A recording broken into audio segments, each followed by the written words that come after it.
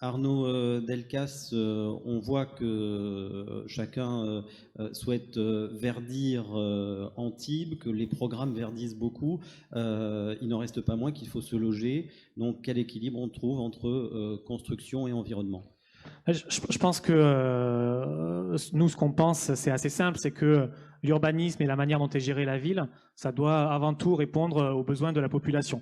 Et donc c'est ça le cœur de notre projet. Aujourd'hui, nous, on fait un constat par rapport au bilan de M. Leonetti, du maire sortant, c'est qu'aujourd'hui, on a une ville qui perd des habitants, moins de 2000 habitants en 5 ans, c'est énorme.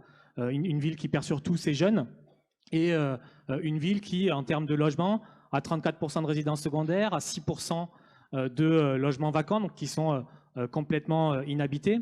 Et c'est quelque chose qui pose problème et qui empêche la population qui devrait pouvoir vivre sur notre territoire de se loger. En parallèle, il y a 10% de logements sociaux, alors que la loi en impose 25%. Et donc c'est un véritable problème parce que on le voit avec les marchands de sommeil, c'est un véritable drame humain qui se passe à Antibes quand des personnes sont obligées de vivre dans des logements complètement délabrés et à des prix au-delà du raisonnable. Donc il y a vraiment des choses à faire en termes de logement.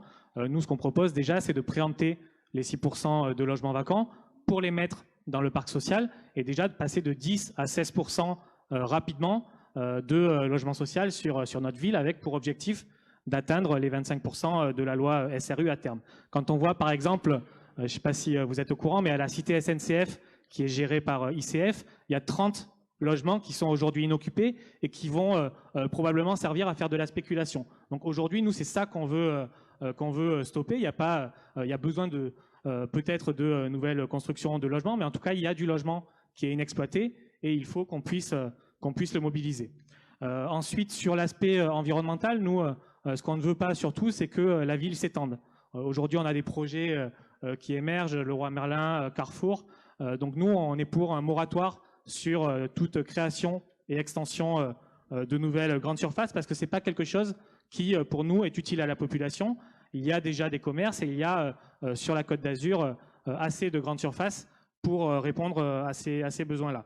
Par contre, pour terminer sur le nord d'Antibes, justement, à la place du projet Carrefour, nous, on voit un aménagement et une priorité à l'économie sociale et solidaire.